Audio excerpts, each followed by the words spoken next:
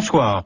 Je voudrais aujourd'hui vous proposer de regarder les frontières marocaines qui sont souvent en litige. Frontières avec l'ancien colonisateur, frontières avec l'Europe, frontières avec le Sahara.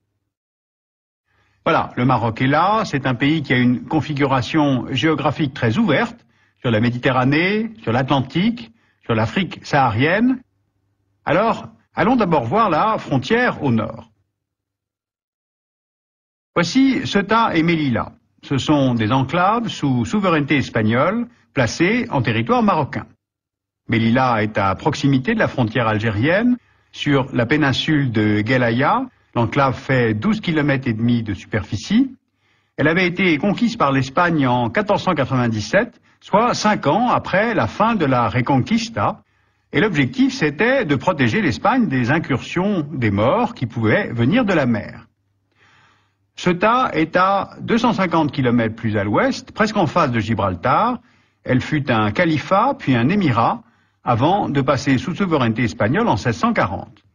L'enclave est au bout de la péninsule marocaine de Yebala, elle fait 20 km², c'est un port espagnol, et c'est cette frontière-là que tentent de franchir les candidats à l'émigration vers l'Europe. On voit bien ici sur cette carte le no man's land entre le Maroc et l'Espagne. Et bien sûr, le statut de ces enclaves, les points de vue entre Rabat et Madrid sont à l'opposé.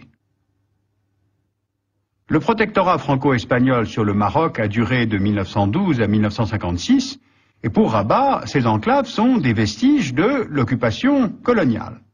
Il y a d'ailleurs analogie avec la situation de Gibraltar, qui est britannique, et que Madrid veut récupérer sous sa souveraineté. Mais de l'autre côté, dans la logique espagnole, ces présides, comme on les appelle, ont une existence qui précède la fondation du Maroc moderne, et d'ailleurs on observe que ces deux enclaves n'ont jamais figuré au comité des territoires à décoloniser aux Nations Unies, tout simplement parce qu'ils étaient sous souveraineté de l'Espagne avant la formation de l'État marocain. Alors cette situation est paradoxale. Le commerce maroco-espagnol est intense, tout comme la coopération antiterroriste entre les deux pays, mais le litige sur les enclaves reste entier. Maintenant, allons voir la frontière au sud. Pour le gouvernement marocain, le pays fait 713 000 km². Mais le Maroc, internationalement reconnu, indique une superficie de 446 000 km². Eh bien, la différence, c'est le Sahara occidental, qui fait 260 000 km² et sur lequel le Maroc se considère souverain. Eh bien, aucun autre État au monde n'a une aussi grande différence entre la superficie qu'il proclame et celle qui lui est reconnue. Alors comment est-ce qu'on en est arrivé là? En 1884, l'Espagne obtient des chefs de tribus du Rio del Oro un protectorat sur les routes du désert et sur la côte atlantique. La colonie espagnole s'appelle Rio de Oro, c'est-à-dire la rivière de l'or. Et dans le climat de décolonisation générale de l'après-guerre, cette souveraineté de l'Espagne sur le Sahara occidental est contestée de toutes parts. Par les Bédouins qui habitent le Sahara occidental, par la Mauritanie voisine qui estime que le Sahara occidental est peuplé de tribus nomades de même origine ethnique que les Mauritaniens, et par le royaume du Maroc qui estime que son territoire est un État non reconnu dans ses droits historiques, des droits que vous voyez représentés sur cette carte d'un grand Maroc. Eh bien, c'est sur cette vision historique que le Maroc, au départ de l'Espagne, veut annexer le Sahara occidental. Mais il y a aussi les richesses minières. Le sous-sol de la partie nord-ouest du territoire contient presque 6 milliards de tonnes de réserves en phosphate, ce qui donne au Maroc les 3e réserves au monde. Le phosphate, cela sert à l'industrie chimique pour les engrais ou les lessives, et il y a là, en plus, des mines de cuivre, de fer et des côtes atlantiques parmi les plus poissonneuses au monde, d'où l'intérêt économique de ce territoire. Sauf que le Maroc semble avoir comme oublié qu'il y avait des habitants au Sahara occidental. Alors qui sont-ils, ces Sahraouis? Les Sahraouis sont des nomades d'origine berbère, d'origine arabe et d'origine africaine. Ils sont appelés fils des nuages, car ils cherchent la pluie pour fournir des pâturages pour leurs chèvres et leurs chameaux.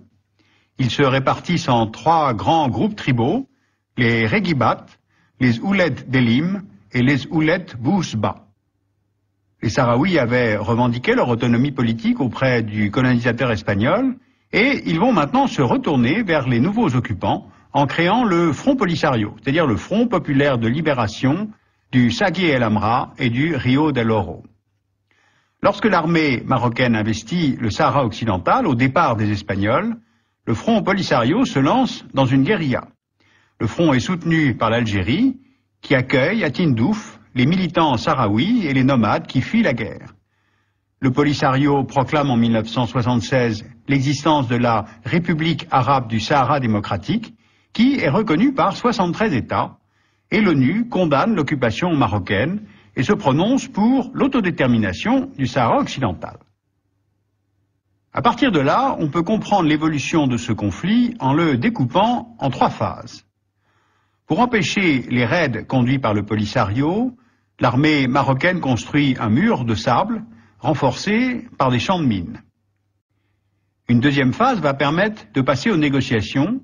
Un cessez-le-feu est signé entre le Polisario et le Maroc en 1991 grâce aux Nations Unies et Rabat accepte l'organisation d'un référendum sur l'autodétermination du Sahara occidental sous le contrôle de l'ONU. Troisième phase, pour voter, il faut recenser. Et se met alors en place ce qu'on a appelé la guerre des listes, les 2 parties ne parvenant pas à trouver un accord sur le corps électoral. Le Maroc veut compter plusieurs tribus installées dans le sud marocain, soit à peu près 65 000 personnes de plus à recenser, ce que refuse le Polisario, estimant que leur vote est gagné d'avance pour leur attachement au Maroc. Les Nations Unies ont tenté de relancer le processus en confiant plusieurs missions à l'ancien secrétaire d'État américain James Baker, qui a finalement interrompu sa médiation en juin 2004. Alors où en est-on aujourd'hui? Eh bien pour le Maroc, le Sahara occidental est marocain, comme d'ailleurs l'affichent toutes les cartes officielles du pays. La région s'inscrit dans les 16 régions administratives qui forment le royaume. Le Maroc a déjà investi à peu près 3 milliards de dollars sur presque 30 ans pour aménager des logements, des infrastructures dans cette nouvelle province. Mais le Polisario, qui a été renforcé en 2004 par la reconnaissance de la République sahraoui par l'Afrique du Sud, le temps ne semble plus jouer en sa faveur. Sa survie dépend de sa victoire au référendum, voire de sa simple organisation. Donc il tire parti de ces constants reports. Le mouvement semble en position de faiblesse, ne serait-ce que démographiquement, avec l'afflux constant de Marocains venant s'installer au Sahara occidental. Alors chaque parti préfère en fait attendre plutôt que de courir le risque d'être battu au référendum. Au sud, la poursuite de ce statu quo arrange en fait tout le monde. Or, des frontières incertaines, ça favorise des courants islamiques politiques pour qui l'État n'a pas de légitimité absolue, puisqu'il voudrait accéder à une nation islamique dans un Maghreb unifié.